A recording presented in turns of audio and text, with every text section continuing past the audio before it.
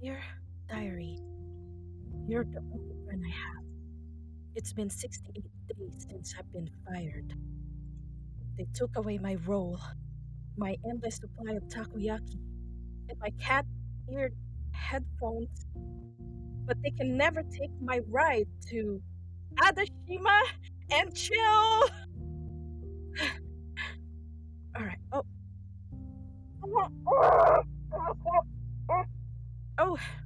Shush. I, s- I stuck it with donuts before I pretty much lock everyone in the closet. My access to the team's pantry is finally paying off. Donuts are a great distraction, and being the one that stocks and have the master key to the pantry is paying off. At least I have the decency to give everyone donuts before locking them in there, unlike you heartless heathens that just fired me. Everyone, welcome. We, hmm, I am happy you're here. In this episode, we are going to read Volume 3, Chapters 4, 5, along with the extra chapters. Chapter 4, we have Adachi slowly making her way to Shimamura's arms. Ooh, tongue wrestling. Huh, hold on, let me write that down. Chapter number 57. Okay. Chapter 5. Oh, Adachi's just winning in life, huh? Well, it turns out that she and Shimamura are going to start the year together again. Like what she's dreaming of. Huh, maybe for the rest of their lives, eventually. All right, don't forget to. Oh, almost forgot. So we have a party tomorrow. Volume 3 is pretty much done after this reading, so we would love for you to join us if you could. All right, with that out of the way, grab your number one friend and let's add the Shima and chill.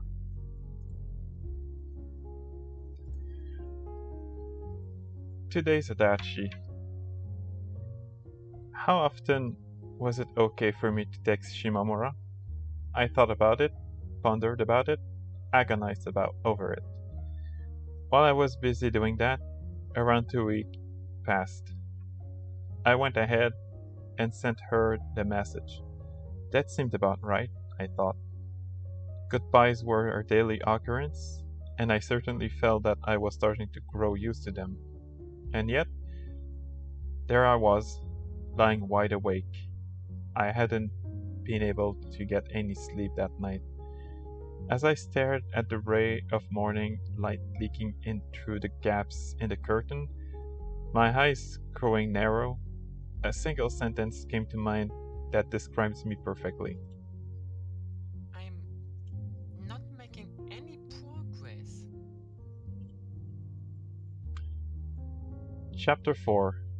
And then, love that embraces the Holy Mother, Marigold. Just a simple act of shaking my head from side to side made it feel like someone was hitting my skull with a hammer. I was like a child, unable to fall asleep the night before the big trip. I could barely get my hands to move as I went to rub my sleepy eyes.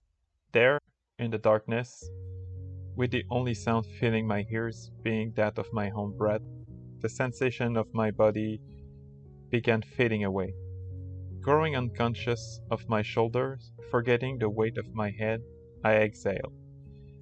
This happened a number of times, and surprisingly enough, helped lessen the sense of sluggishness weighing down on me.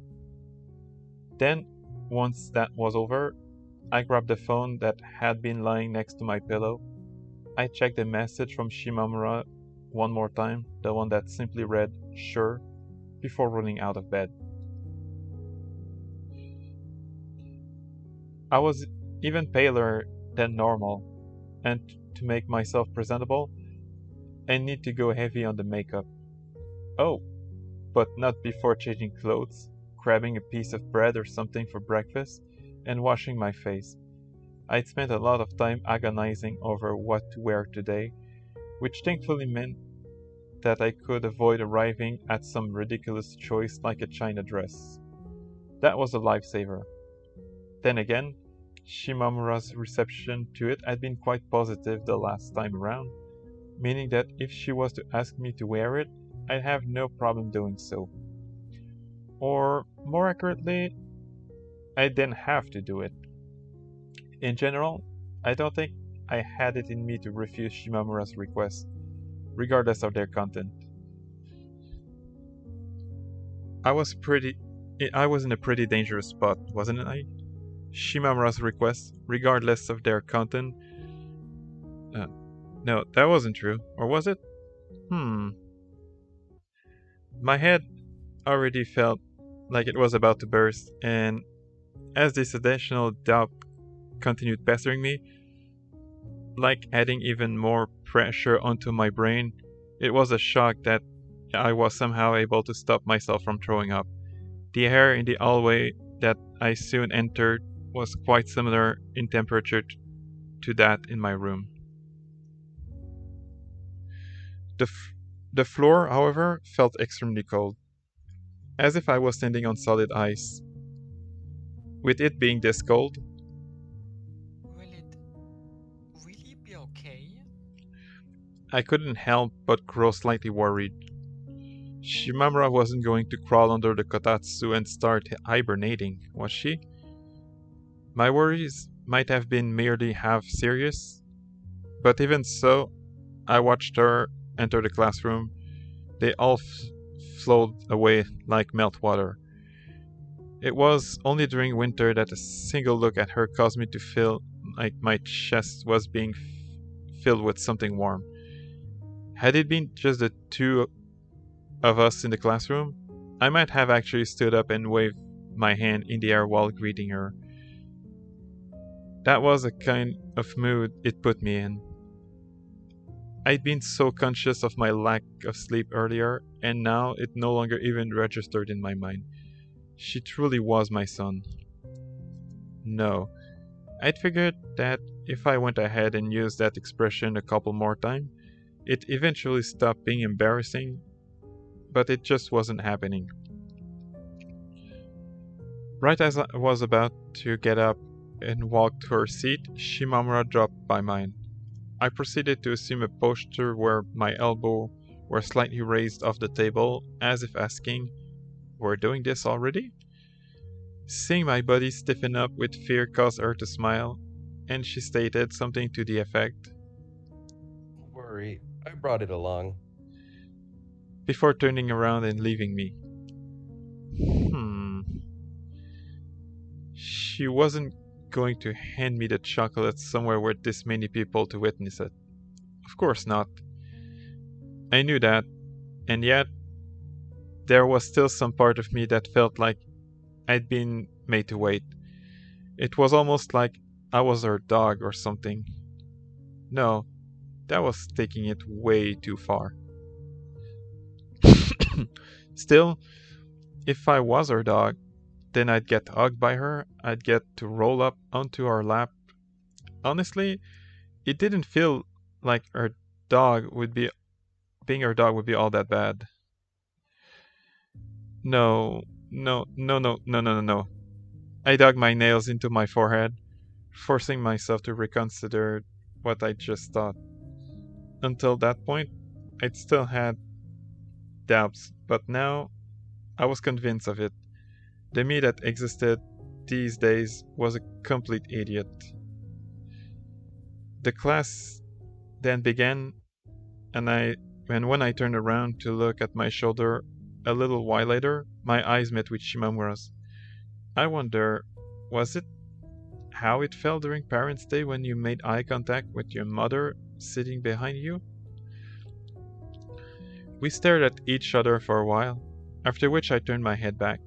My pencil ran across the open page of my notebook, filling it with lots of tiny circles. The fact that our eyes had met meant that Shimamura too had been looking at me. Of course she had.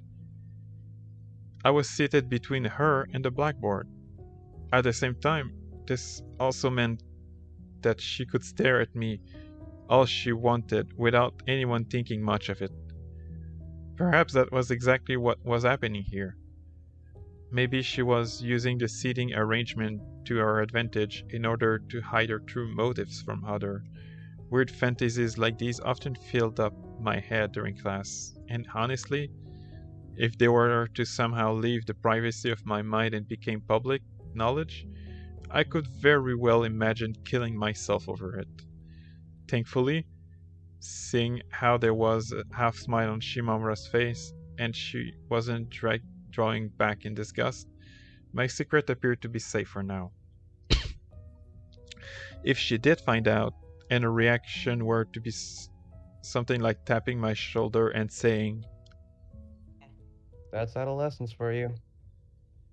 in an attempt to comfort me, my head might literally explode. Though, like those, made it completely impossible for me to focus on the lesson at hand. I took a look and saw that class was proceeding much the same way as usual. A single word was enough to describe it: dull. There was no way you could have told that it was Valentine's Day based solely on my classmate, as none of them appeared festive in any way. Perhaps it simply wasn't an event that other people were as excited about as I was. Really, it might have been that. Between all of my rejoicing and worrying, I was the single person most onto it. Or maybe Valentine's Day would only start for them once school was over. That seemed plausible. It was the case for me as well, which meant that if I continued being as nervous as I was currently, there was no way I would make it until the end. For now, I should simply relax my shoulder and keep my eyes on the objective. We'd go to Nagoya, I'd buy the chocolate, and we'd exchange them. Those 3 steps formed my plan. I turned my eyes toward my hand in an attempt to focus on copying stuff down into my notebook, only to see that there was now a circle of darkness right in the center of the page, so deep that it would undoubtedly leave a mark even when erased. I stared directly at the gaping, dark maw through about it, and went ahead and added some flower petals around it. And so, the sinister flower made of darkness came to bloom by my hand. I couldn't tell you what happened during the afternoon classes. I simply didn't have any recollection of them. I'd crossed a limit, and my conscious mind had ended up fading away. Naturally, that came with a massive headache. I'd fallen asleep at some point as well, but only partly so, meaning that instead of relieving me of exhaustion, it only made me feel more tired.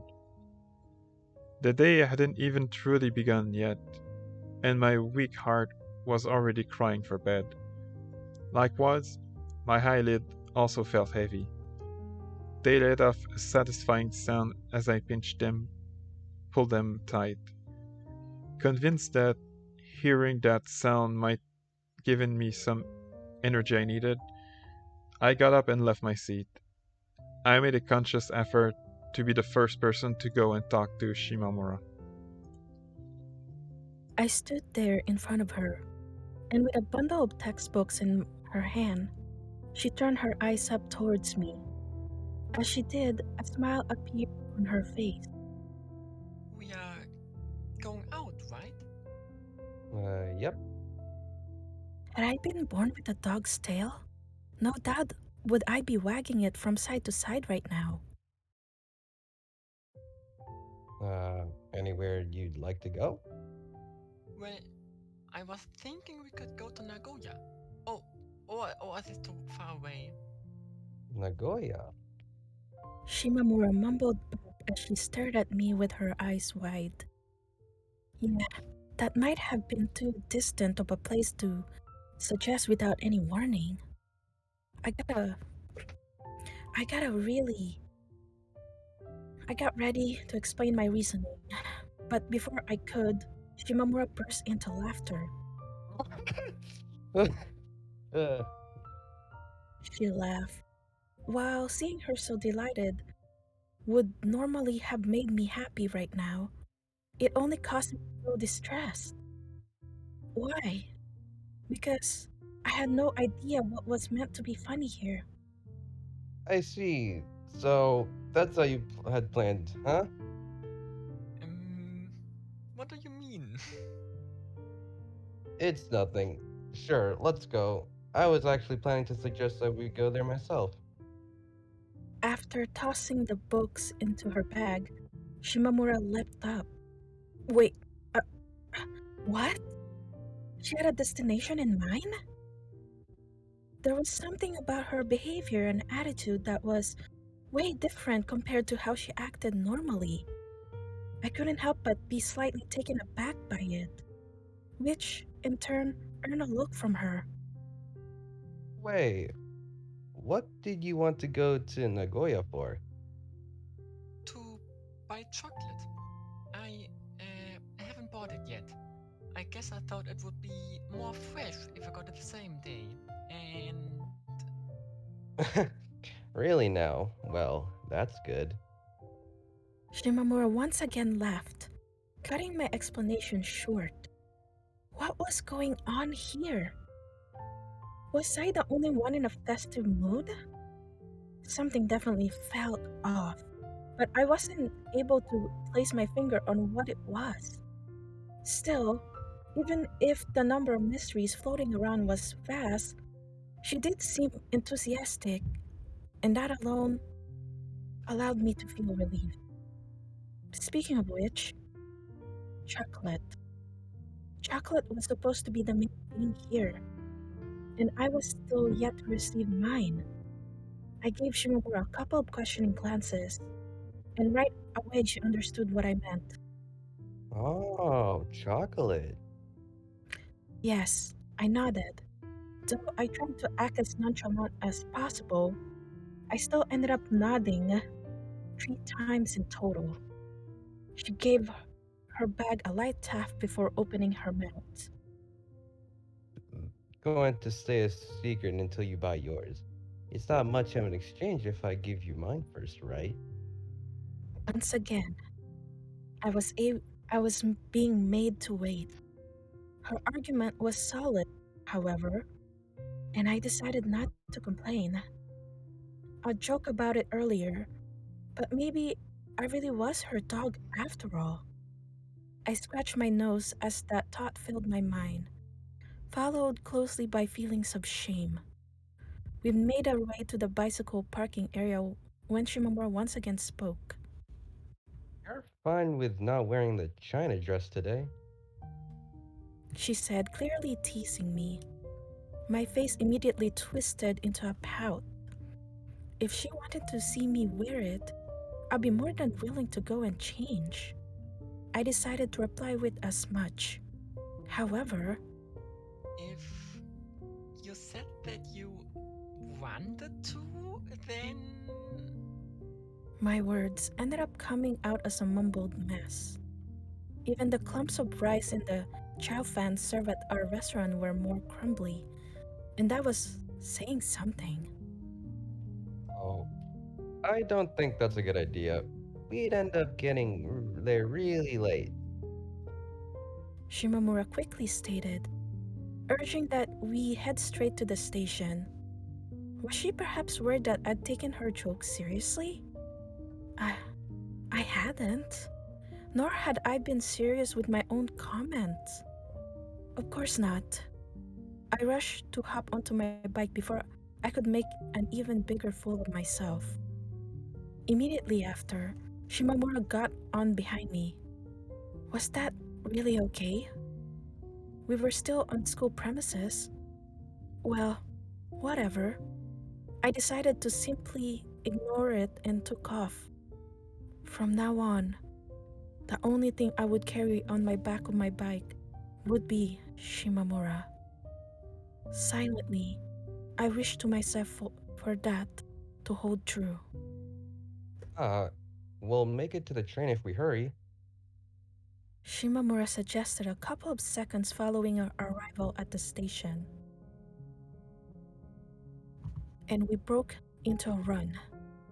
How did she know when the train was leaving? That I wasn't sure of. Whatever the case, I didn't have that much time to think about it as my feet were already moving at full speed. We ran as fast as we could, stopped to ride the escalator to the second floor, and once there began running again. Even if it could be boiled down to the simple act of moving my legs, there was still something fun about following Shimamura's instructions. At least, that's how it felt to me. We made our way through the ticket gate to the platform. A train, a regular one, not high speed, stood parked on our right side, and we hopped on. The train car we entered was packed full of people, even if not quite to the extent of what might you find in a high-speed train. In a similar manner, most of the seats had been taken, with only a single corner one remaining free. Just one seat left, huh? I stated, which Shimamura responded with a grin. Had I said something funny? She was all smiles today, and I wasn't sure why. You want to sit, Adachi? I'll let you. No, I think you should. You were sleeping during class after all. It felt really embarrassing having her point that out. Yet another reason for me to dislike the seating order. Alright then. I stated timidly before sitting down right on the edge of the seat, as if drawing in my butt. Shimamura watched me do so, waited for a single second, and then let out an audible giggle. Again, I had no idea what was she laughing about. Something about the way she was acting today didn't feel right. Was she perhaps in a particularly good mood? Because she was with me? Because we were growing out together? Or maybe it was something else entirely. Scratching my cheek, I continued coming up with different explanations. One stuck out to me in particular, and I decided to go ahead and ask her. Hey, Yes? am I maybe making weird face? Perhaps there was something strange about my expression, and she was laughing at that? Shimamura's eyes immediately grew wide. In response, my own began spinning around as I realized that I'd either been wrong or stepped over the line, a reaction to which she responded by giggling even louder. Really? What was up with her today? Though I couldn't understand why she was doing so, seeing her enjoy herself did help me relax.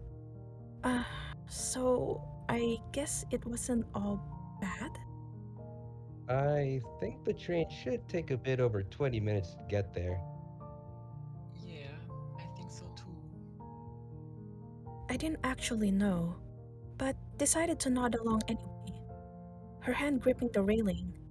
Shimamura stared at me. Hmm, gosh, it's gonna be so boring while we wait. Don't you agree, Adachi? It almost felt like she was asking me to do something about the situation, a request that went far beyond reasonable. What made it even more unreasonable was that it was actually Shimamura herself who worked things like this out. Well, in that case, why don't we Play Red Train or something. My childish proposal had barely left my mouth when I already found myself regretting it. I had no time to retract the suggestion, however, as she instantly agreed. Wait, what? She doesn't mind? While I was busy gathering my thoughts, Shimamura began the game with the word. Oh, E- Eric, I muttered in response. hmm. Oh, wow. A tough one right off the bat, huh? Hmm. Let's see. Let's see. Ketchup. prefix. Geez, Adachi, you sure won't let me catch a break. The somewhat dispassionate game of word chain continued much in the same manner. The train stopped at various stations, and though people did come in and out, giving us plenty of opportunities to move somewhere with an empty seat for both of us, we simply remained in place. Personally, I wish to maintain the situation the way it was, and it might have been that Shimamura shared my sentiment. After who knows how many rounds, the turn bounced back to me with the letter L. Hmm, a word that's a word that started with an L? La- Love. Lavenge. My tangled tongue ended up creating a sound unlike anything I could imagine coming out of my mouth under normal circumstances. Huh? Come again? Lasagna. Oh, I see. Did you bite your tongue or something? My lie might have been terrible, but Shimamura bought it regardless. I could taste blood in my mouth as I silently thanked lasagna for existing. Meanwhile, we'd at last reached Nagoya. Being on board a train with her made it feel like we were on a trip together. And honestly, I wouldn't have minded at all if the vehicle had taken a bit more time to get there.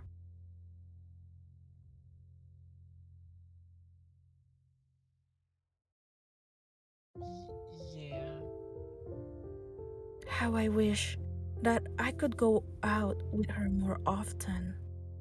And not just to the local places, but to somewhere out there. It was dreams like those that illuminated the world before me. The lights of my dreams might have been bright, but they were no match for those of the department store's basement floor, which we soon arrived at. No matter where you looked, there were people everywhere. Not even at our school could find crowds this big. There was something surreal about it. As previously mentioned, the lights were cranked to the max, and whenever I looked up, I could feel the ray shooting straight through my lips all the way to the roots of my teeth. Hmm. Oh, there's a line over there. Will that place do? Shimamura suggested in a somewhat light-hearted tone as we entered the suite section. There was indeed a long line at the location she was pointing at, acting as a clear sign of the shop's popularity. Incidentally, all of the customers appeared to be girls similarly close to us in age. If I were to stand in the line, that made you I'd make you wait. I planned to continue my statement with a suggestion that we go somewhere else, but before I could, Shimamura replied with a simple, Uh-huh.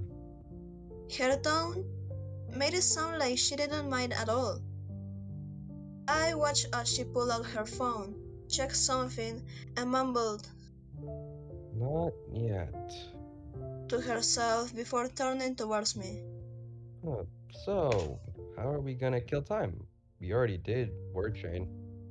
She must have been in a really good mood today to not find this bothersome the way she usually did most things. That certainly did make me happy, but at the same time, I couldn't help but grow suspicious. Not in an anxious way, though. Maybe we could have a thumb wrestling match. I proposed. My little goal, of course, was to get to hold her hand. Without much hesitation, Shimamura agreed to the suggestion, once again so childish that even an elementary schooler would have turned it down, causing a warm wave of strong emotions to sweep over my heart. It felt like she truly was my big sister. We went ahead and had a thumb wrestling match for real, and around 20 or so minutes later, I was at last able to buy the chocolate. The box I ended up purchasing was a very typical assorted mix of different types of chocolates, the kind that was on sale at all times of the year. There was to say, nothing about it evoked a feeling of Valentine's.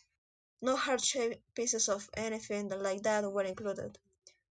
With a box in hand, Shimamura and I walked all the way to the very corner of the basement floor.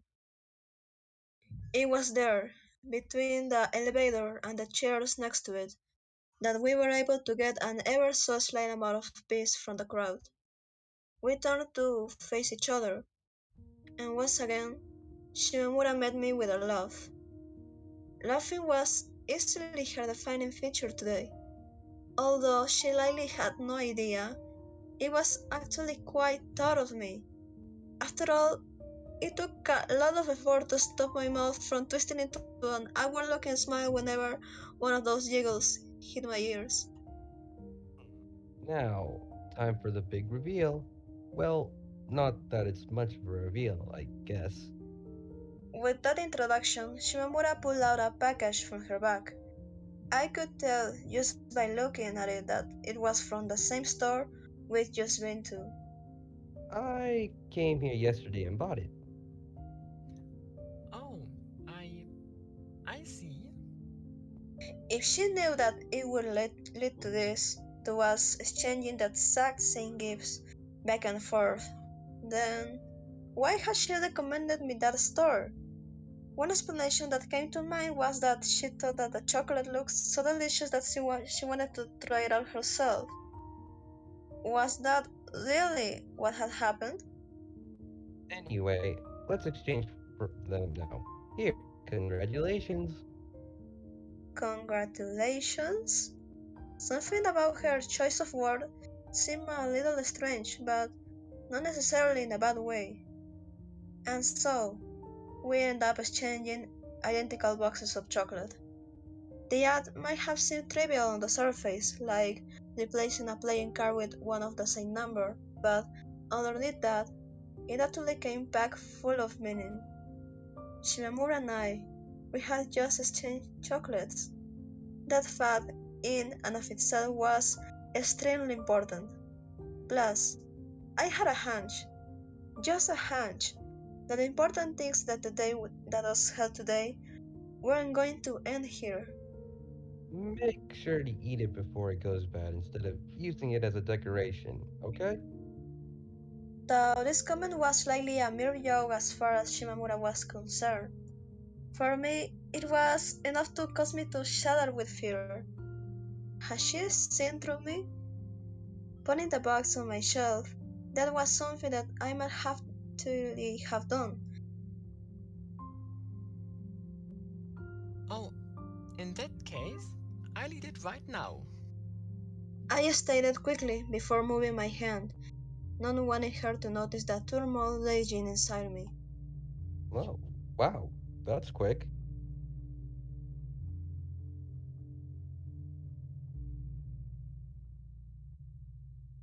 Shimamura commented as I undid the wrappings and pulled out the box. She hadn't been kidding, and what I discovered inside really was the same kind of assorted mix of chocolates I'd gotten her. I picked out one at random and tossed it into my mouth. The chocolate shell was sweet, but not in the way I thought. Something fruity and slightly sour hit my tongue. In conclusion, not as sweet as it could have been, but definitely enough to satisfy me. Yep, that was good. My comment, lacking in interest, prompted Shimamura to take a good look at me from below. Is that what you really truly think? Yeah, it is. Hmm. Bringing her face even closer, she peered at me deeply. She appeared extremely doubtful for some reason. Still, if it meant our faces being this close to one another, then did I even might her be suspicious of me? Strange thoughts like those filled my head, and as I tried making sense of them, Shimamura went and pinched the corners of my mouth. Huh? What? My eyes wide open, I stared at her, all the while she continued lightly poking my cheeks. Although the piece of chocolate had long since traveled down my throat, its sweetness still lingered within my mouth. Hmm. All right. It looks like you do think that. Apparently convinced, she drew her face back. Hmm, was there any way I could make her suspicious of me again? Wanna try it too, Shimamura? As a random thought, I took one of the chocolates, this one coated white, and held it up to her. Well, I guess I could take one. Shimamura moved to grab the sweet, but I quickly pulled it out the way of her fingers, and instead brought it close to her face before stating, Say, Mm, oh, I really wish that she would have reacted in some way. My hands were so warm that I thought that chocolate would soon melt if this kept going on. oh, all right then. Despite seeming a little confused, Shimamura did eventually bite into the round, sugary orb. Hmm. Yummy. She commented after chewing thoroughly, all the while running her hand across the surface of her own box. It seemed that going through it later on was something that she was now greatly looking forward to. If you thought about it that way, then yes, an exchange where both parties gave the same thing, it makes sense. Having decided that I will also save the leftovers for later, I gently put away both the box and the wrappings. I needed to spend time facing her, not the sweets. We walked up the nearby stairs as if escaping the stream of people, and returned to the first floor. Once there, Shimamura pulled out her phone. She appeared to check the time, after which she mumbled to herself. Hmm. Should be soon. what should I do? I reacted. My question went ignored, and she instead stated, Let's get there first. Follow me for a bit, okay? having said that, Shimamura began walking. What was going on? I wasn't sure. Regardless, I hurried to keep pace with her. Shimamura led me outside the station. The evening wind greeted us as we passed by an area decorated with all sorts of mysterious silver statues, through which we reached a small shrubbery, or rather a pure excuse of one. An object was installed in the middle of it, and as Shimamura saw it, she simply stated, There. this appeared to be what she'd been looking for. I stopped walking and focused my eyes. What stood before us was an electric notice board meant for displaying advertisements. There wasn't currently anything showing on it, and likewise the area around it was quite dark as well. And yet, despite that, there were plenty of people beside us there, mostly male-female couples and so forth, all of whom appeared to have their attention turned toward the display. Is there something here? I asked with my eyes, to which Shimamura replied with a smile.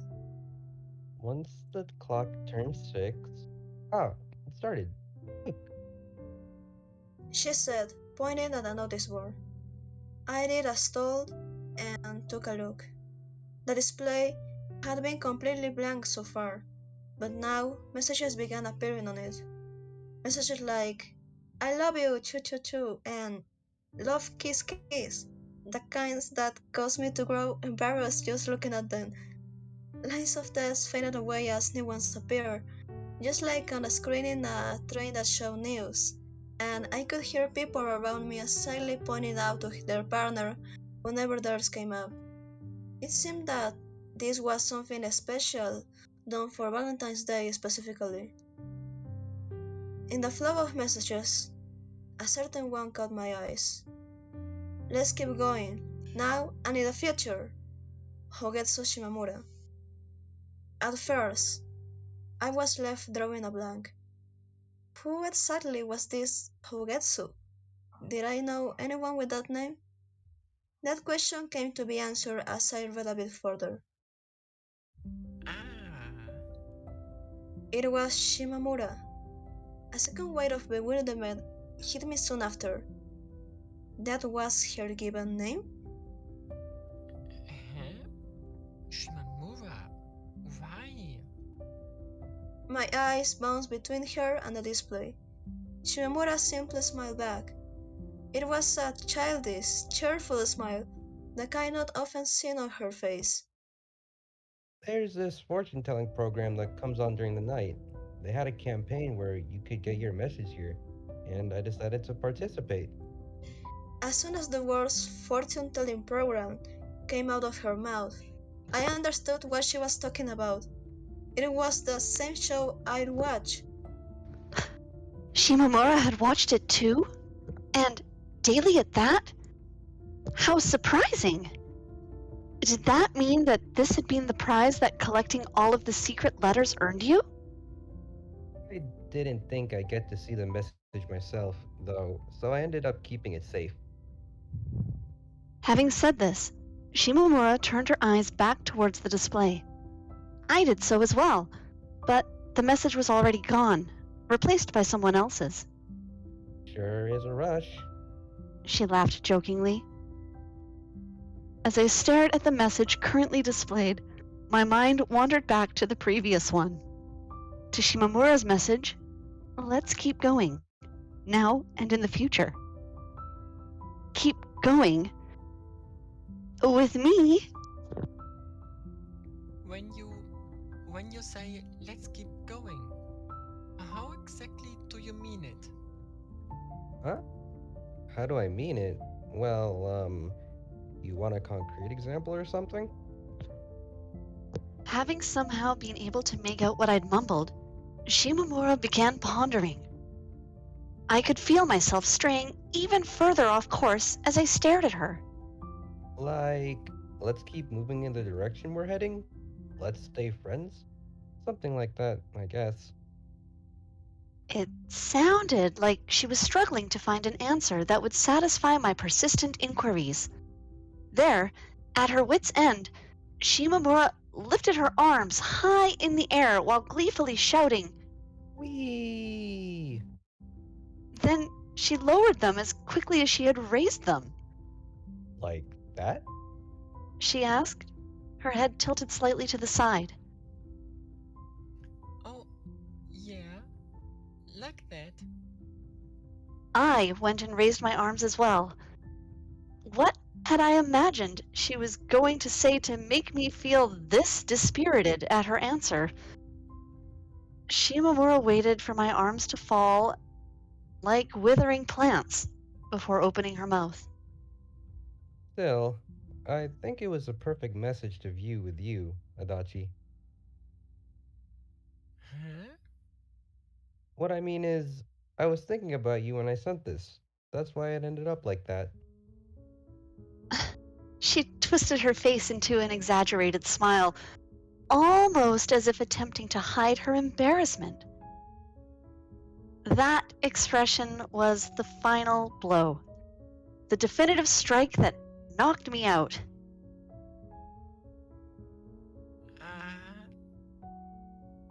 The water level in my heart began rising. Something then rushed out, as if unable to stand it. A tidal wave of happiness rushed over me. Emotion, strong enough to cause the tip of my tongue to tingle, embraced me. Shimamura wished to stay friends with me. That was something that she wanted. 10,000 different thoughts flooded my mind. I could feel my consciousness fading away. The scenery, my feet, everything and anything, they all turned fragmentary. By the time I realized what was happening, my arms had been wrapped tight around Shimamura's body. I stopped breathing. My eyes didn't blink and I couldn't hear a sound. All parts of my body, my limbs and my organs ceased functioning simultaneously, as if the distinctions between them had faded away and they had all melted together as one motionless lump. The arms wrapped around her back couldn't feel a thing either, and the world before me appeared increasingly blurry by the second. And yet, I knew the following for a fact. Shimamura was there, in my arms. I was there in hers. Adachi? Shimamura asked softly as the buzzing in my ears continued tearing my mind apart. A surge of emotion rushed over me. It felt like my eyeballs were evaporating within my skull. Mere moments later, it became too much for me to endure, and I found myself furiously smacking Shimamura's back. Each smack caused my ears, packed with blood, to shake. Yeah. She grunted, visibly choking before pulling herself away from me. With that, I too regained feeling in my limbs. I felt pale, as if all blood had been sucked out of me, but at the same time, feverishly hot. Gotten into all of a sudden. Shimamura asked, coughing once more in the middle of her words. Feelings of both embarrassment and guilt filled me, and I could feel my tongue trembling. I wanted to apologize, but the words just weren't coming out. My throat became stuck, and like her, I too began coughing. Sorry. I put every last drop of strength I had into my neck, and that alone was what I managed to squeeze out. That single word. The muscles there were already starting to ache. Soon enough, that pain had extended all the way to my spine. No, it's just you really startled me. She stated, scratching her head in a manner that made it apparent that she was paying a lot of attention to the looks coming from the people around us. Ah, right. Randomly hugging someone in a place this conspicuous, especially since we were both girls, it was, strange. I knew that. Of course I did. And yet, it didn't matter. My body had simply acted on its own accord. So yeah, hugging me without a word is hereby banned. Shimamura's tone, as well as her choice of words, almost made it sound like she was chastising a child. I nodded multiple times in response. Wait a second. Flipping her words around, did she mean that I could do it? As long as I said something first? It's okay. Huh? As long as I get permission first, then it's okay. I crossed my arms like the pinchers of a stag beetle. Shimamura watched me do so, thought for a while, and then repeated herself from earlier. Huh? After this, she continued. You really want to hug me? I hesitated for a few moments before nodding slightly. I could see Shimamura looking around awkwardly. Why? Why indeed?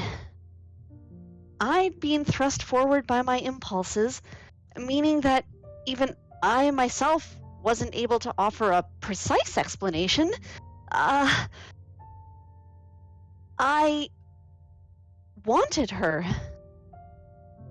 That, in its core, was the reason. Of course, there was no way I could ever say that to her directly. Because you're warm. That was what came to mind as I watched her shiver in the cold wind. A puzzled look appeared on Shimamura's face as her mouth opened halfway. What was I supposed to do here? I wanted to say something to fix the situation, but I knew that attempting to do so would only lead me deeper into the bog of excuses. It always did. In that case, if backing down wasn't an option, I'd have no choice but to follow the answer I'd given, to embark with it to the vast plains that awaited in front of me. Let's warm ourselves up. I stated boldly, despite being in a state where I was sure steam might start shooting out from my ears at any second. The truth was, I was plenty warm already. With no exaggeration, it felt like someone had slapped a hot water bottle across my face. It wasn't actually my goal to warm up. Rather, I wanted to warm her up. I had excess amounts of heat, whereas she was lacking in it. That seemed to me like a good enough reason to squeeze our bodies together, letting momentum carry me. I spread my arms open. Shimamura's lips curled in an uneven fashion as she watched me do so. She then gave the packet of chocolate she'd received a quick glance before putting it in her bag. After tapping the bag twice, she shook her head lightly. Well, sure. Why not?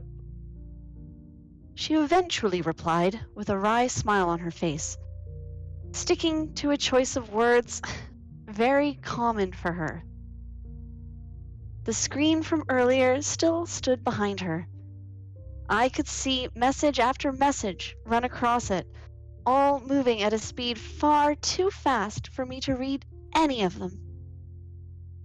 That was likely an illusion, one visible only to me. All right, come here. With those words, Shimamura opened her arms wide. She was waiting for me, and in a way, that caused me to experience a certain bit of reluctance. I simply wasn't able to muster the courage necessary to run into her embrace. Instead, I folded my arms and slowly tottered towards her as she stood there before me in the shape of the letter T. I'd only made it halfway when I started to see her shudder from the cold. Oh no! Was I going too slow? I instantly panicked, leaned forward, and almost toppled over. This led me to fall straight into her arms. Thud.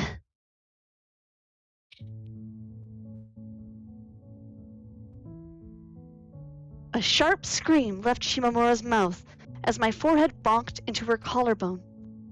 Naturally, the impact affected me as well, and when combined with the fact that I'd already been shaking as it was, the world around me momentarily turned into a blurry mess as my eyeballs were left spinning around in their sockets.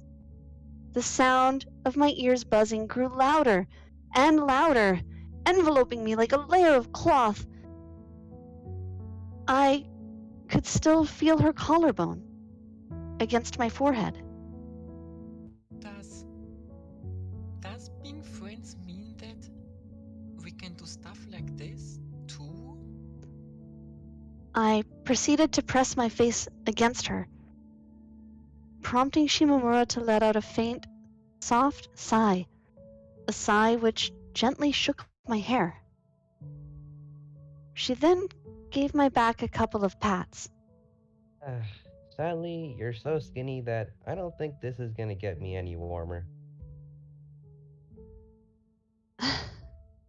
Every single one of my muscles had been tense with nervousness, but now I could feel them relaxing as I further entrusted my body to Shimamura's arms. Likewise, I continued rubbing my forehead against her collarbone. Ouch. I could hear her once more grumble above me. It might have seemed weird from outside. People might have been laughing at us. And yet, thanks to where I was, I could only see Shimamura and nothing else. I loved it for that. This was what I'd wanted for so long. As I sank deeper and deeper into a state of trance, as if melting into a sea of warmth, a worry crossed my mind. Maybe this was all a dream after all. I forced my arms to move, wanting to make sure that this was actually happening. Slowly, I wrapped them around Shimamura's back. Bonus chapter Yashiro, the Visitor, Part 4. I have come to the sip chocolate! Yachi said, while standing before the front door. Like yesterday, she had once again come over to her home. What? Sis stared at her dumbfounded, and covering behind her, I did the same. I heard that I could sip chocolate! She repeated, a bit louder this time, while spinning her arms in the air. I couldn't help but notice the way her eyes sparkled. They were the same color as her hair and shone with the light, literally, not figuratively.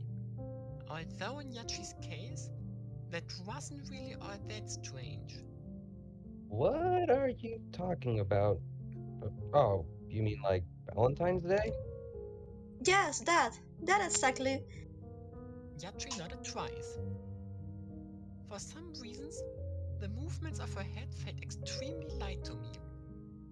It was as if she was just nodding for the sake of it.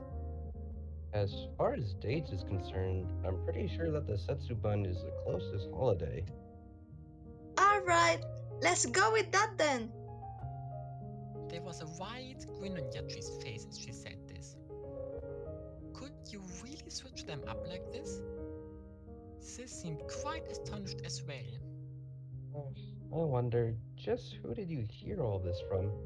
Anyway, I think we might have some chocolate in the fridge. Sis said, while turning to look over her shoulder. She then began making her way towards the kitchen, but not before placing her hand on Yachi's head, now jumping up and down in place and pushing her down. Stay put, okay? Okay. Yachi exclaimed, her back straightened out. Apparently satisfied with this, Sis turned around and, for real this time, left. Feeling her eyes on me, I turned to face Yachi. She hadn't stayed put for even 5 seconds. Her large eyes quickly rotated to point at me. Her pretty eyes.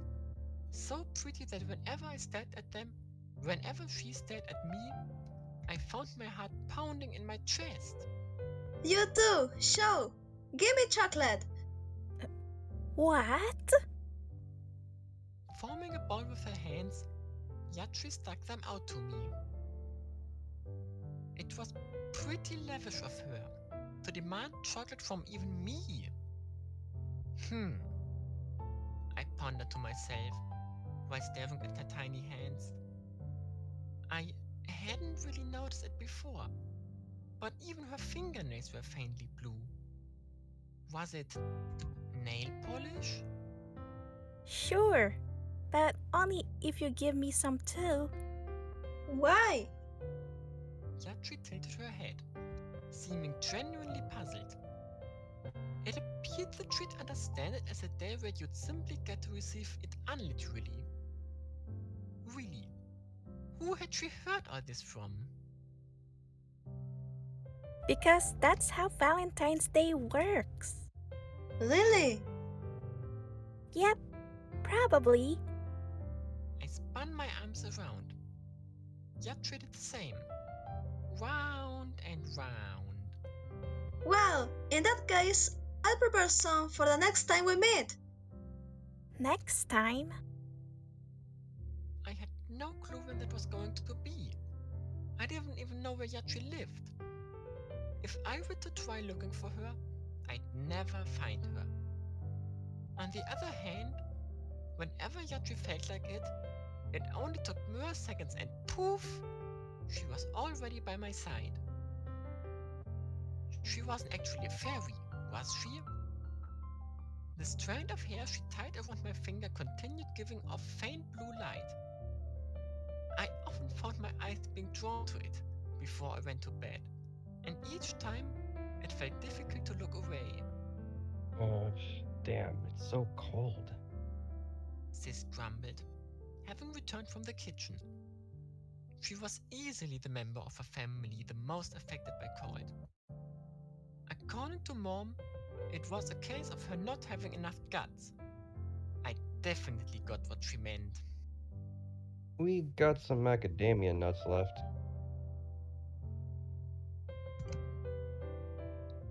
The box Sis had brought with her was a souvenir from overseas she'd received last month. Oh, this will do nicely. Yet she said, before grabbing the box, almost as if jumping at it. She then proceeded to hold it above her head with both her hands. I could practically hear her yelling something to the effort of, "I got it!"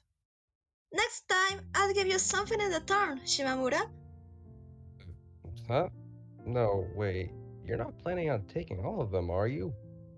Whee! Not bothering to listen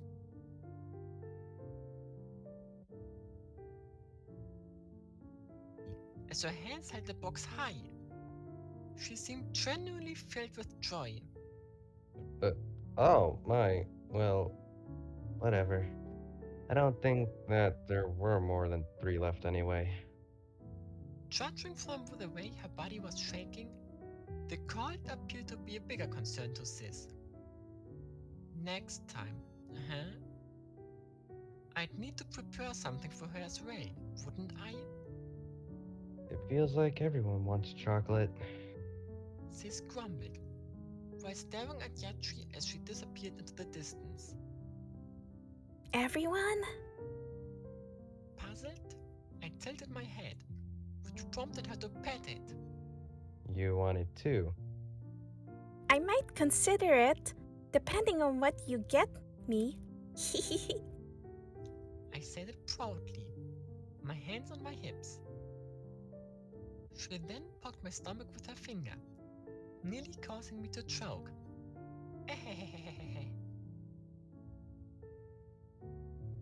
Bonus chapter, Yashiro, the Visitor, Part 5. I have come to the sip chocolate. Huh? A head covered in blue hair suddenly popped out from my flank. Based on the shade, I could tell that it was Yachi. I often ran into her on my way back from school, but today was different. How? You ask? Well, right now, I was just outside of our house.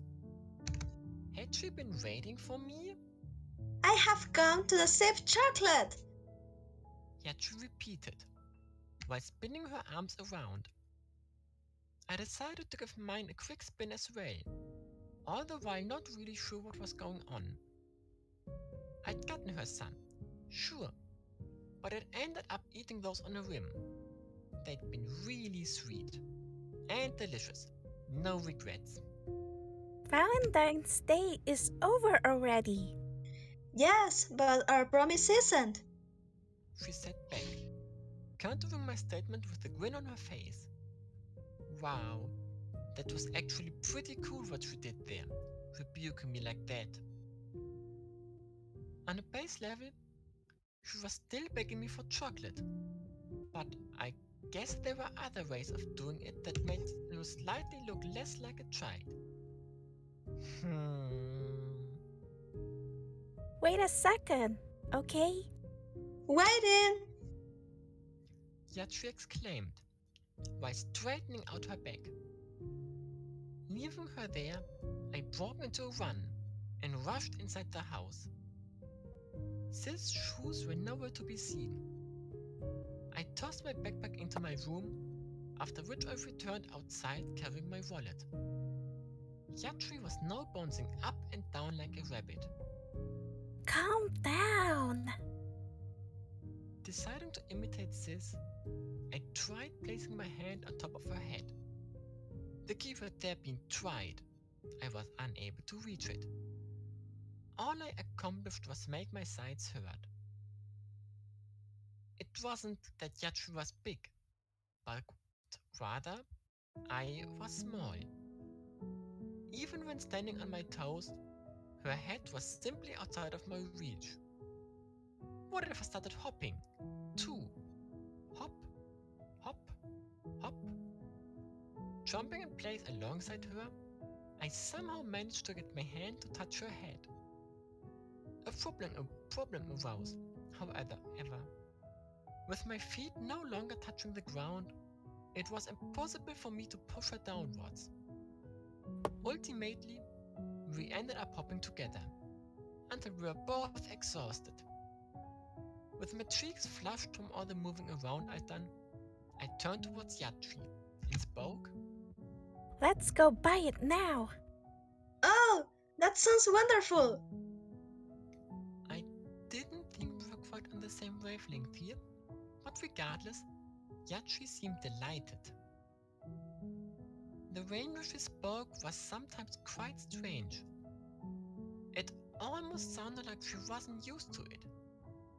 Did that mean that she was a foreigner after all?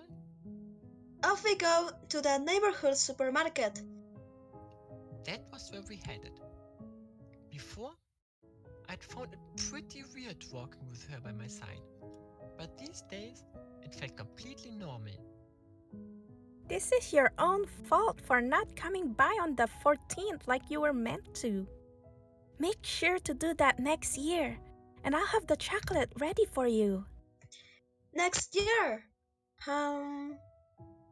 Yachi muttered. She appeared to be thinking hard about something. I was planning on leaving straight away once I found my boyfriend. Your brother aunt? You wouldn't happen to know where they are? Obviously unable to answer that question, I was left tilting my head. What did she mean by her brethren?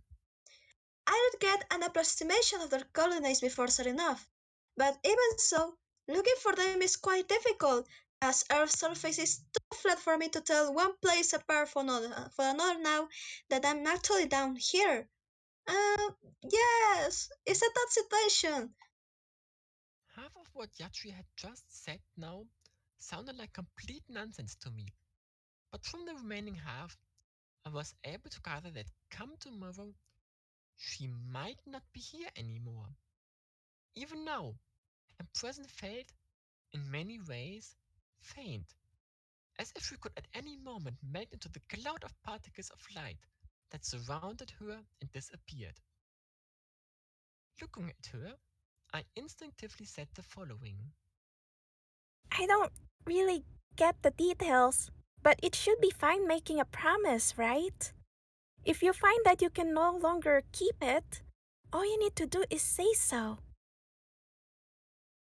The fact that I didn't know much, or let's be honest, anything, about Yachi's circumstances didn't particularly factor into my decision. After all, between being unable to keep promises and being unable to make them in the first place, I personally found the latter to be much sadder. It was for this reason that I felt that we should do it while we still could. Yet she smiled, and as she did, blue particles, the same color as her hair, shot out from her body.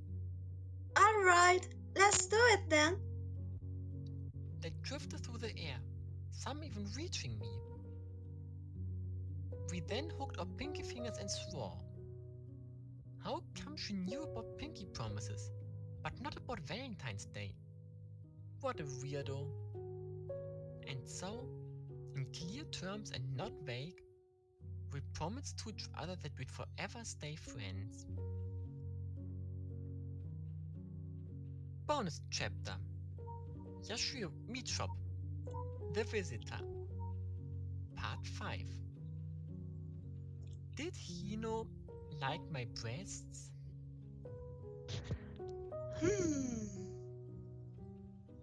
Why would I think that? Well, for one thing, she seemed to want to touch them at every opportunity, or rather, slap them. She did sometimes put too much force into her slaps, and it ended up hurting.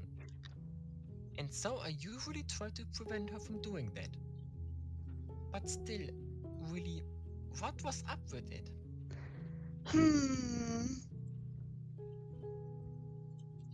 The way you're groaning, it's almost like you are trying to trick me into believing that you're thinking about something. Hino spoke to me from across the table. She always sat opposite of me. Asking her straight would have been the simplest option. At the same time, I felt that I'd hear someone tell me that people who constantly ask questions grew up to be adults who couldn't think for themselves. No, wait. That might have been from manga. Regardless of the source, I thought that it was an important lesson, which was why I was currently taking a break from eating snacks to think about it. Personally, I wasn't a fan of my breasts. I'd even go as far as to say that I hated them. All they did was attract unwanted attention. However, if Hino really did like them, then perhaps it would be necessary for me to readjust my evaluation of them. Why do you even bother? You're going to forget it in 3 seconds anyway.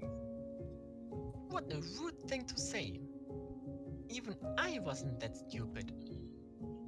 I glanced at Hino. Her breasts were small. She was small in general, pretty much the exact opposite of me.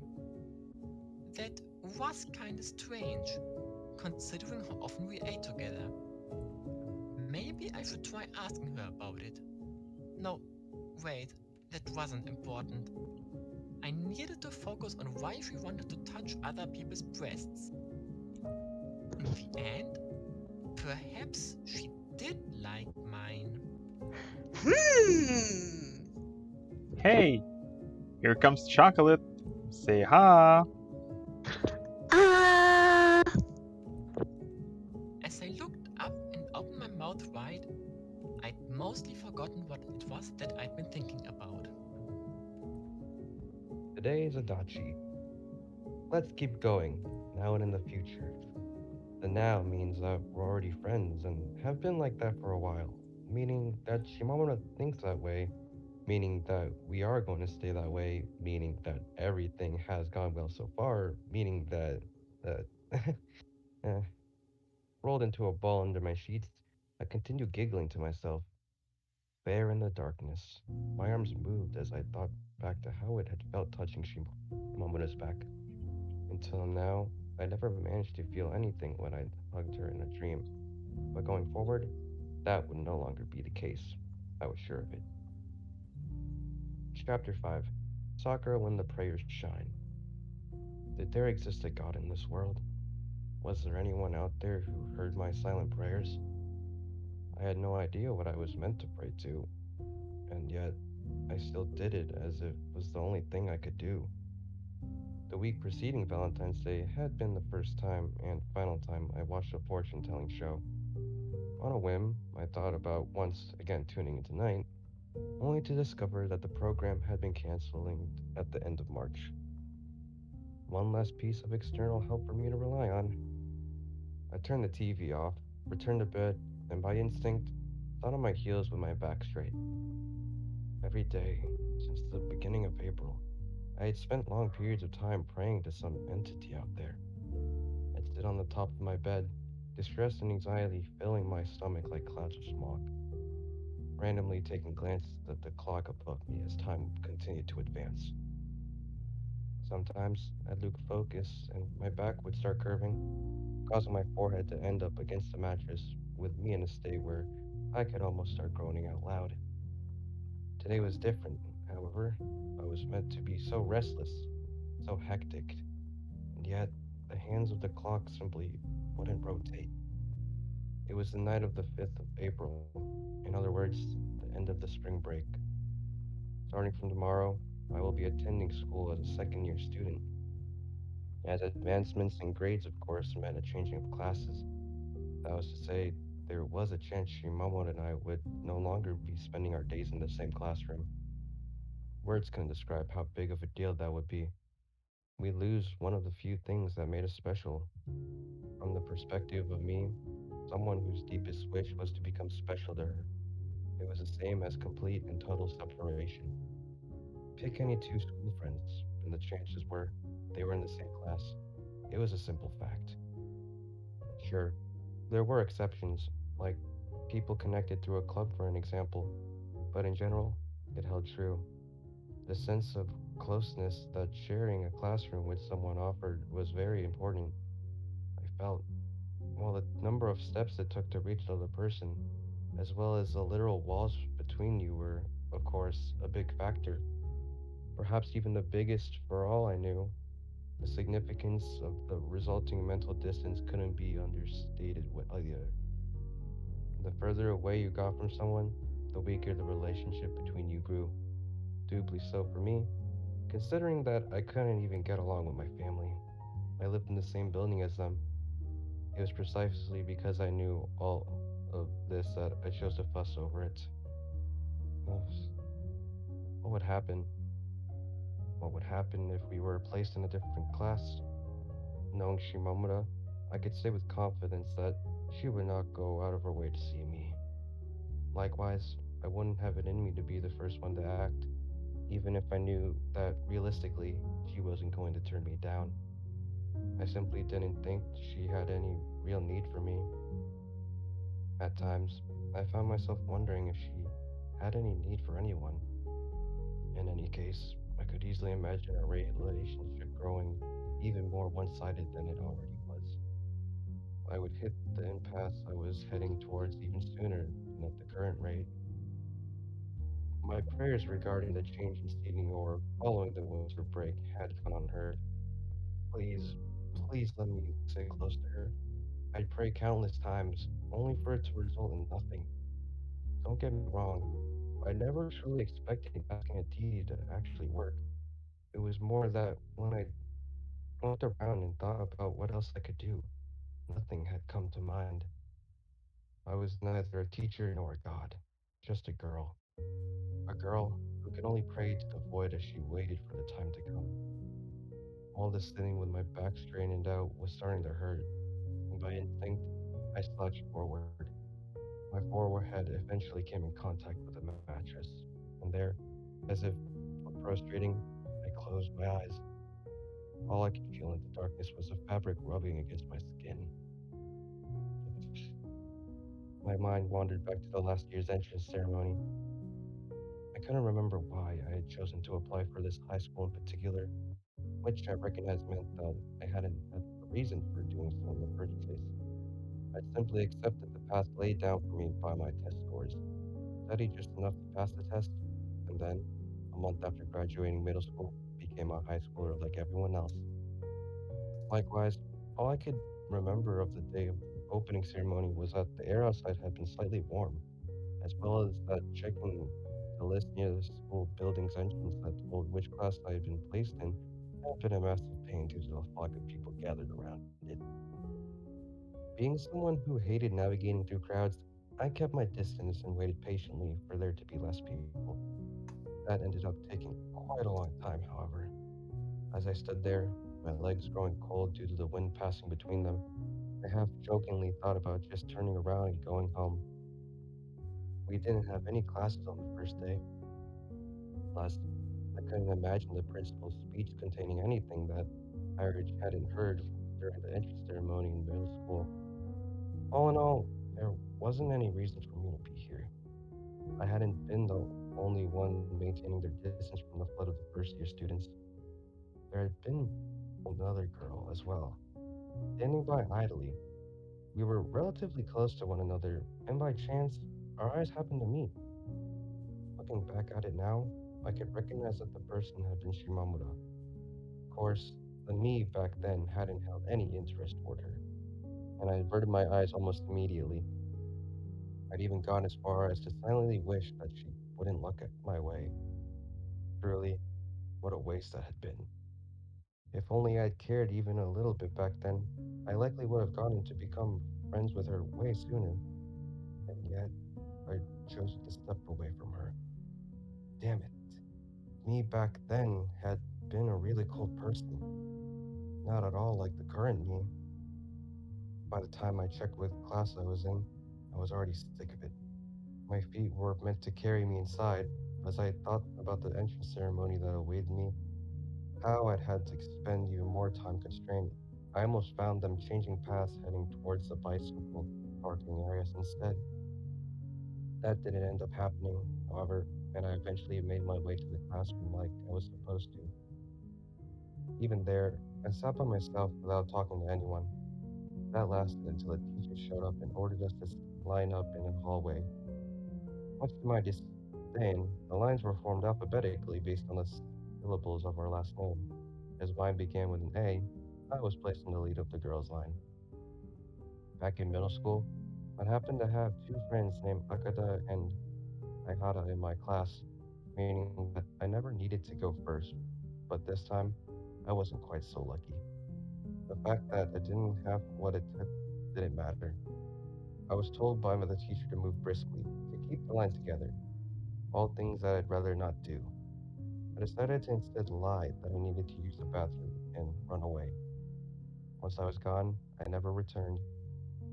Thinking about it now, I feel that the frustration I felt having been made to wait for so long to check what class I was in played a large part in my decision. Going against both the wind as well as the flow of people, I walked straight outside to the bicycle parking area, and after making sure there was no teachers present guiding around new students, pulled out the keys to my bike. I then unlocked it, hopped on, and left school. No one stopped me to question what I was doing. It was only after a while that I realized I had left my bag in the classroom. I decided not to go back for it, however. There was no real need to do, as I was going there tomorrow anyway. The headwind from earlier had flipped into a tailwind. It was now pushing me along. And thanks in part to it, I had no trouble making the pedal spin. I simply wasn't comfortable with having people around me speak to me. If I had given a reason why, I'd say that my family's indifference and left contact with me was likely a big one. Neither of my parents ever meddled in my affairs. They wouldn't even ask me what I was doing after high school. Oh, but don't get me wrong. The fault wasn't entirely with them. No, I was well aware that I, too, was to be blamed for the relationship between us turning out the way it did. My logic was that if I didn't interact with them, they wouldn't start bearing a grudge towards me. They wouldn't think anything about me. When people told me to do things and I didn't, it wasn't that I was rebelling against them. Rather, I didn't know how to properly comply. I hated that feeling of being lost, of being unsure what to do, which was why I chose to run away like I had done just now. Of course, running away was no solution to bewilderment. If anything, it just made it worse. Was there something inside my restless chest that I was able to wash away? I took a deep breath, but it was no use. On my way back, I decided to drop by a nearby park.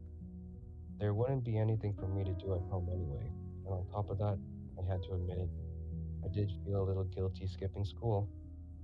Combined, those two were enough of a reason for me to choose to kill some time there. The area I lived in was one where nothing ever happened. As such, no police patrol routes crossed through it, which meant that an officer wasn't going to walk up to me and guide me home or anything like that.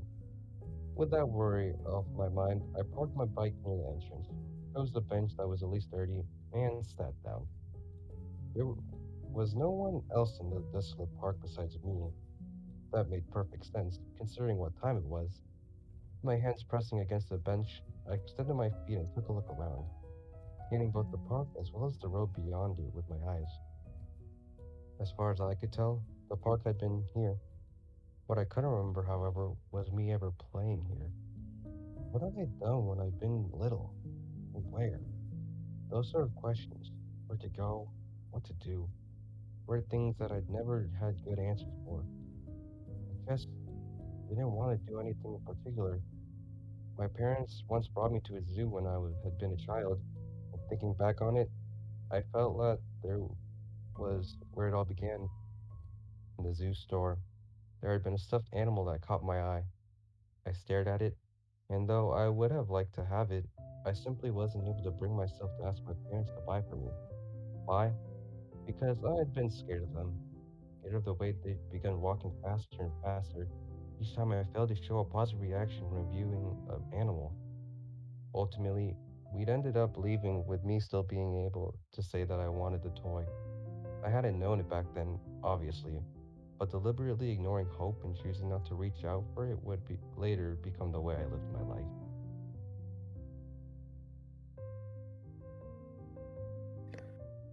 I on to do it again and again, and eventually I couldn't even remember how you were meant to go about asking people for things. Simultaneously, my interest towards others began to decline. Even the way I viewed myself grew hazy. Thinking about it now, I felt that it was better to ignore those sorts of things. After all, doing so would likely result in things coming to an end while nothing had yet to begin. It'd been the very next day that everyone in my class started treating me like a delinquent. I can remember there being a part of me that had loved that. I thought that I'd found where I belonged, a place where no one would talk to me. I could hear small birds and crows singing outside of my window as I opened my eyes. Turning my head towards the direction of the sounds, I saw rays of light leaking in through the gaps between the closed curtains. It seemed that, at some point, I'd fallen asleep. Strange, I thought to myself. I soon realized something even stranger. It was the morning. It genuinely felt like I had closed my eyes and then a second later opened them back up with the time in between having been erased. If there was such a thing as a wrong way to sleep, then this was certainly it. I found my body pretty much exactly how I had left it, slouched forward with my head resting on top of the bed. The only difference was the pain now radiating from both my hips and my neck. Still, it sure was something to be able to sleep through the night in such a pose. I was quite a tidy sleeper, wasn't I? No, wait. A tidy sleeper? Was I sure I didn't mean untidy? Regardless, having spent hours pressed against the mattress, my forehead now felt unsteady, as if there was still something heavy on top of it.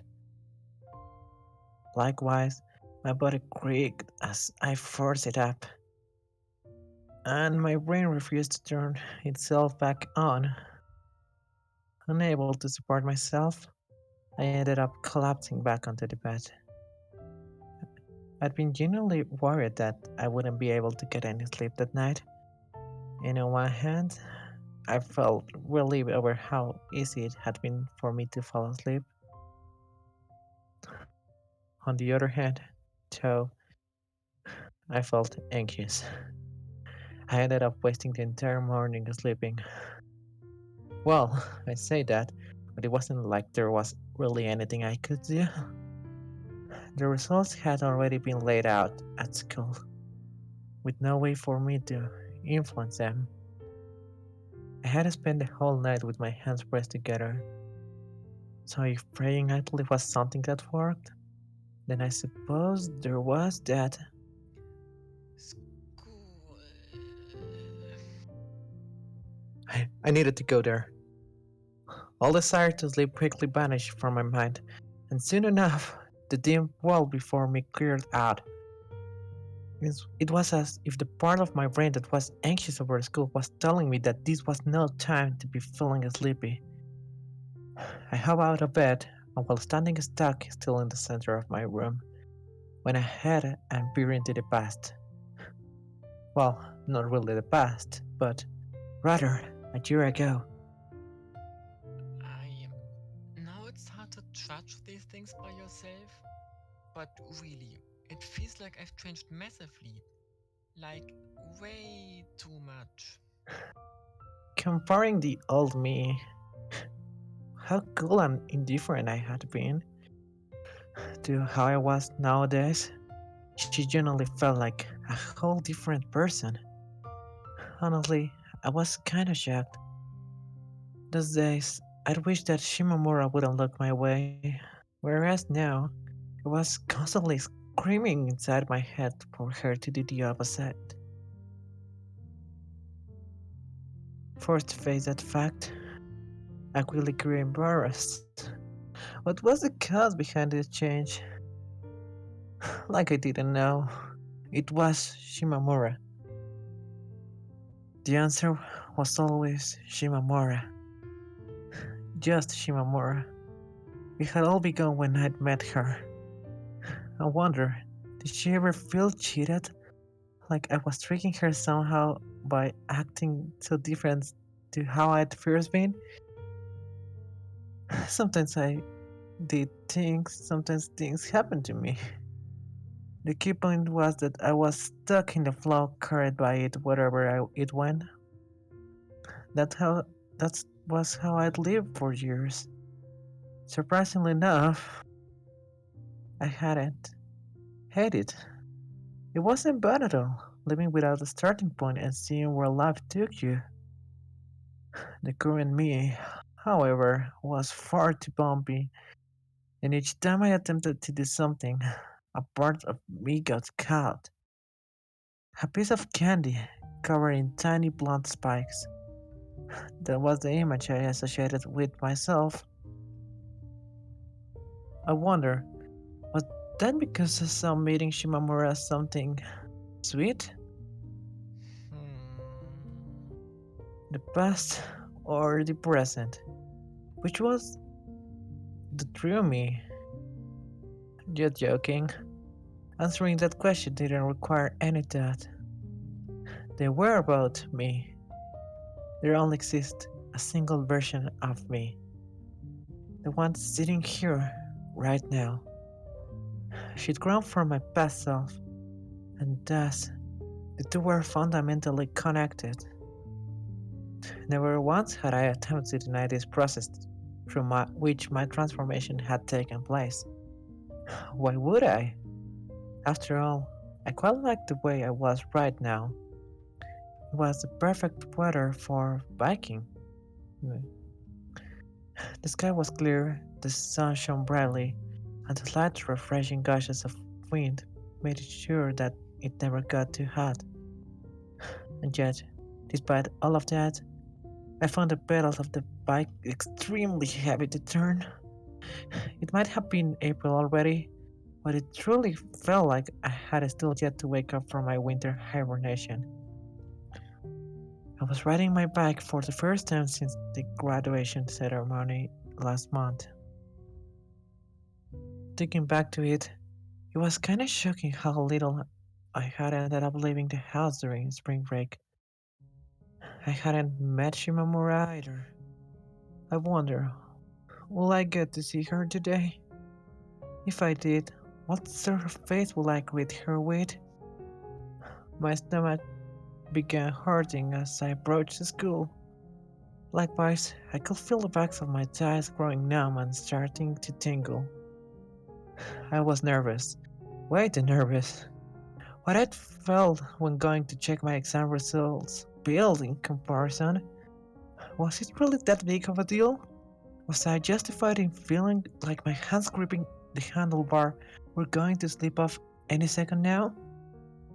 To both of these questions that had spontaneously come to be inside my head, I answered with a yes. As far as I was concerned, the outcome would be decisive. Being filled with determination was no reason for your stomach to hurt. Up until around halfway there, I had been scared of reaching school, but for the remaining half, my sentiment switched to one where I was hoping that I would just get there already. It seemed that I might not have had as much patience as I thought. By the time my hands were starting to grow horribly sweaty, I at last found myself before the school's gate. Much like the previous year, a teacher stood by it, telling new students where to leave their bikes. I passed them by and parked my bike like usual. There were way more bikes than normal, which made finding an empty cab quite the ordeal. It was only when I'd hop off and pull out the key then I realized I had accidentally stopped at the parking space meant for first year students. Starting from today, I was no longer one of those.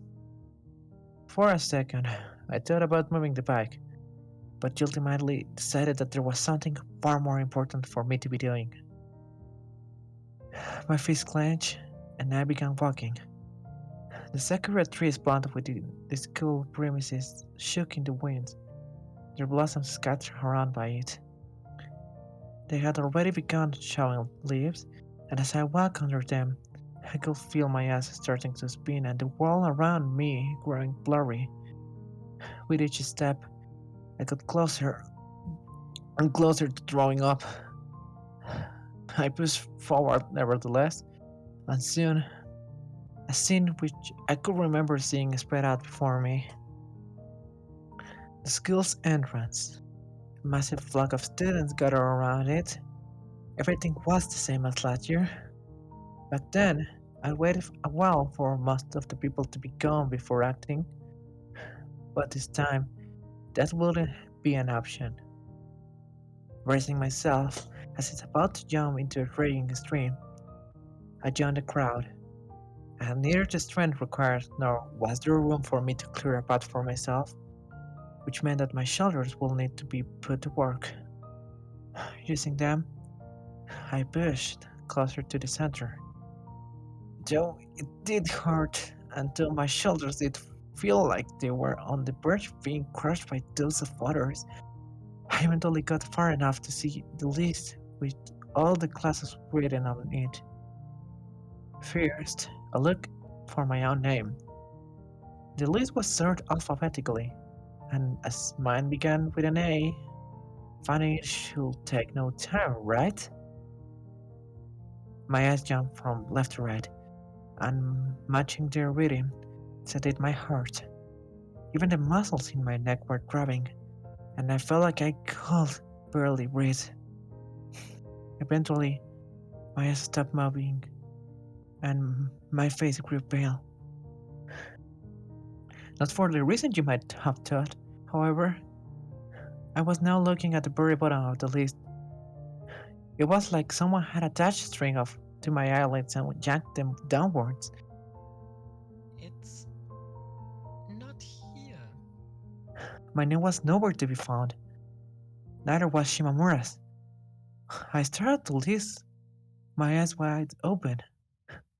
What was going on here? I stood there dumbfounded. After a bit of thinking, though, I realized my mistake. This was the list for new students. Of course my name's not here, I thought to myself as I turned around. I'd already been feeling dizzy, but this was the final nail in the coffin. Was I truly a second year student? I was once again forced face to face with that question, and there, all by myself, my cheeks began growing warm. Simply getting out of here was going to be a challenge. I bent my knees slightly and began shoving people out of the way, doing my best to stay out of their line of sight.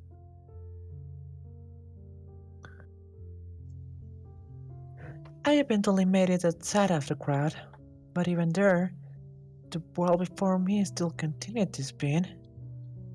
I felt nauseous, trying to recover. I took a look around and saw a similar crowd gathered around the opposite building. That seemed to be the right place. How did I know that? Well, Hino and Nagafuji were there. Having not noticed me, the two headed inside. As they did, I could hear them exchange a few words. Together once again. How many years does this make? Like 10, I think? I could judge based on their gleeful tone that they had been placed in the same class. That must have been nice. With them besides, I watched them disappear inside the building before once again plunging into the crowd myself. As you might have expected, the students here were taller than the first year ones had been, making it feel like I was being buried alive. That wasn't the only difference, though, as I soon realized. I needed to get closer to the sign to see that than I had previously. Passing by people going the opposite way, I pushed myself even ever deeper, swimming down the ocean of people while every now and then hitting an elbow strike. There was no flow to carry me, and instead, I needed to work hard for every bit of progress I made. I had been right in theory last time, and just glancing at the giant list of names attached to the wall, the one that actually contained what I was looking for, I immediately managed to pick out mine. Simple enough. I then began moving my eyes downwards from the top. This was it. This was what it all boiled down to. My eyes attempted to look away, but I forced them to point straight at the list. Then, slowly, I began turning my head. The clutter around me gradually faded away as the sound of my heart throbbing violently took its place. I could feel my blood, thick as jam, flowing beneath my skin. I'd reached peak tension, and the corners of my vision were starting to turn white. My skills were certainly not worthy of praise. By no means had I done enough to earn my wishes being granted. I knew that, no matter how hard I prayed, no one was going to bother listening to me, and yet, without hesitating, without looking away, my eyes drew closer and closer to the truth. Did there exist a God in this world? Should I become the God of the new world? Was there anyone out there who heard my silent prayers? Standing on my toes, I begged. I wanted it. I wanted to see that name. It was the first day of school following a break, meaning there was nothing I could do to stop myself from being late. Nothing at all. Telling myself that I passed through the school gate and headed towards a crowd of people. I came this close to mistaking the list of classes meant for first year students for the one I was supposed to be looking at, but thankfully, I did eventually spot the right one and went to have a look.